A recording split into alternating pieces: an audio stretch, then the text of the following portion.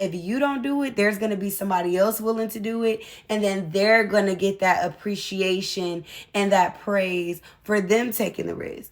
Hey y'all, I'm Confessions from 25, and I'm here to talk about all things side hustle today.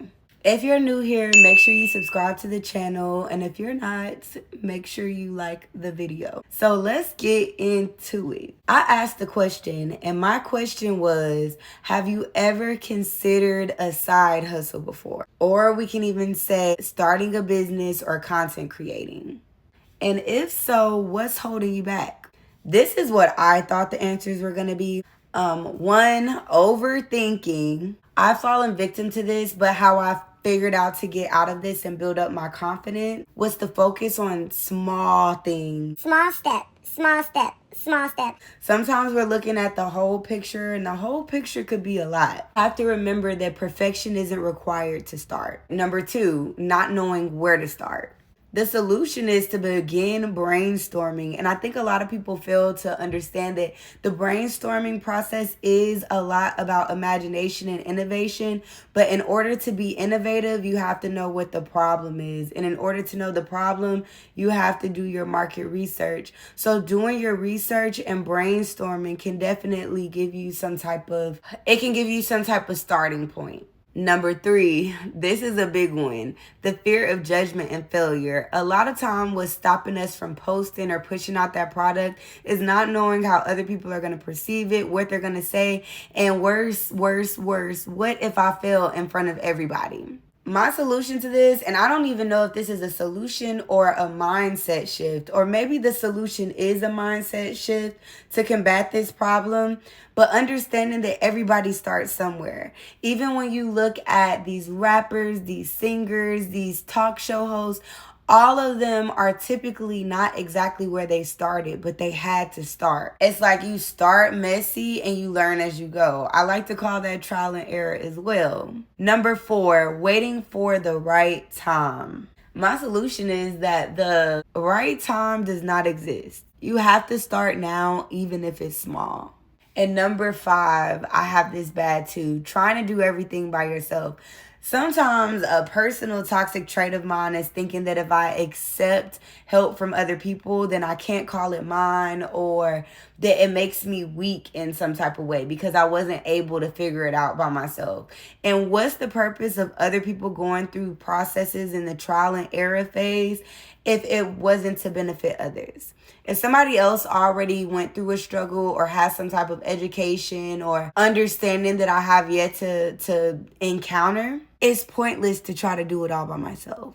So the solution is seek resources. Connect with community, right? Wise counsel, especially if somebody's been there before. So while we're speaking of that, let me plug in Girl Go Hustle. It is my visual audiobook, and it helps you brainstorm the best innovative ideas that you can with the resources that you have available to you, which is your natural gifts and talents. So y'all go check that out. Now, one of the user responses that I got in regards to their pain point with pursuing a side hustle, content creation, or creating a business was that they were too poor. And this is like, I totally get where you're coming from, but why does everybody think that you have to start big and you need capital from the idea generation stage? Sometimes it's figuring out what you need to do now. Right? I used to take this business course and it was called The Flip. And that was basically, I'm going to flip my money in a way of flipping something that I flipped before so that I can gain the capital needed in order to get that end goal. But I feel like everybody's in this phase of this ebook culture, right? Of, oh, I need to get approved for loans. Oh, I need to do this. And that's not necessarily the way. And sometimes you also have to start off on a smaller scale than that end goal that you want. I think one of the biggest mistakes that people make in business is overdoing it. Buying too much inventory. It's your first YouTube video and you go out and buy a top-notch camera. It's like, build your audience, build the hype around you, and start investing as the signs align. But don't go out and risk it all on something that's not even standard and stationary yet. You have to build that brand relevance. You have to build that traction. Or you end up stuck with products or a lot of fancy equipment that you can't even optimize because you have no direction. Let's say you want to launch a beauty line. Instead of a massive collection with all of this inventory, all of these shipping prices and minimum order quantities that you have to consider, why not consider pre-orders? You get one key product, you order it so that you can sell it, try it, or you do a smaller launch until you can afford the stock. That way you only are buying what's in demand and you're not stuck with a lot of excessive products or even products past their time, because some products are seasonal. And so after the season, what happens with those products? Or maybe you're dreaming about opening a school. Instead of going all in, getting a physical building, you can just start an online university. Maybe it's not accredited. Maybe it's more of a personalized curriculum, but you can do this on Teachable or Kajabi. It's affordable to set up. It helps you establish credibility, and it grows your audience with saving capital upfront for your ultimately bigger vision in the future.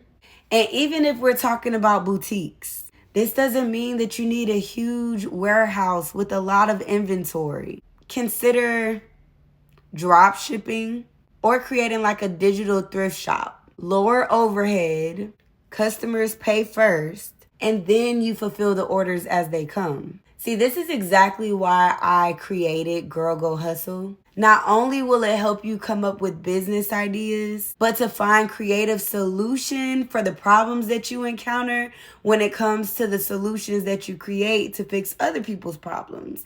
And to say it in a better way, it's finding creative solutions to the real life problems that you face when carrying out the ideas that you come up with in your business brainstorm. A lot of people, just because you have the idea, you don't understand that you may run into a problem with carrying it out, whether it's financing. I don't have the time and availability. I don't have the resources. I don't have the network. I don't have the connections. We have to build up solutions to overcome these problems, because the thing is, if you don't do it, there's going to be somebody else willing to do it, and then they're going to get that appreciation and that praise for them taking the risk. But you take the risk. It's just about figuring out which innovative way that you can do it, or innovative approach that you can take in your skin to make it happen. And the last thing I want to say, the whole I'm poor thing, it threw me off. And y'all know I got to add in my little spiritual spruce. I want to challenge y'all to stop saying I'm broke, I'm poor, I don't have it. Not because the situation isn't valid, and it may feel like that, and it may really be like that. Trust me, I know. But because the words that we speak, they have power. They hold weight. What you tell yourself, your mind believes. And what you believe, you create.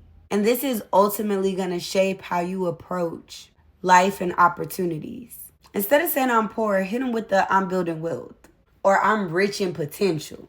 Even if you don't see it yet, your words set the tones to your actions and your energy. When you start affirming abundance, you open your mind to new ideas, opportunities, and solutions. Speak it until you see it. You know how they say, freedom till it's backwards. Yeah. Speak it until you see it. Change your mindset, and then your circumstances begin to change. The second response that I received was someone saying that, the post was very helpful. Everything discussed was very helpful. However, there was a challenge within not necessarily their self-belief, but their confidence being on camera. And trust me, I get it. You're talking to somebody that is very much socially awkward and spiritually sensitive. But I get online and I live stream almost daily. Me. At first, it can be a little intimidating because you're waiting for the jury to come in. You're waiting to see how people perceive your energy and your ideas. But I promise, after you get out of your head, it's like once people start interacting and, understanding your sense of humor and the way that you do things and appreciate the way that you put things together. And, these things, they make you just want to keep doing it. So as you get recognition, even if it's not 100K views, it'll feel good for your views to go from 1 view to 8 views, right? It'll feel good to get no thumbs up to 1 thumbs up. So all of these little things, these progressions are going to build your esteem up. I also want to say, if you're doing pre-recorded content, understand that you get to filter out every error that you see, and we're going to be our worst critics. And sometimes I filter out everything and post it and be like, oh, damn, I left a part. But you'll get over that. But you have to understand, when you're doing pre-recorded content, vlogs, or anything you could go back and edit before you post. The control is in the power of your hands. Make sure you look good, feel good, smell good. Make sure you clean off your camera screen and just do the best you can. I love to relook at my videos and challenge myself to do better. Like I always say, and then I've been doing a lot. So I've been doing that a lot. So you are going to be a critic of yourself, but you have to understand you heard me. You heard me. I think it's a very important part to understand that it's not a lot of people bold enough to go online and to do what you're doing. So even if you do make a mistake, even if you do, feel like something isn't perfect, understand that you putting in the energy and you taking the risk it deserves all of the acknowledgement and all of the credit in general. Take that risk, girl. Start that business, start that hustle. Because if you don't, somebody else will. Life isn't going to force you to create a new avenue to receive. It's not going to force you.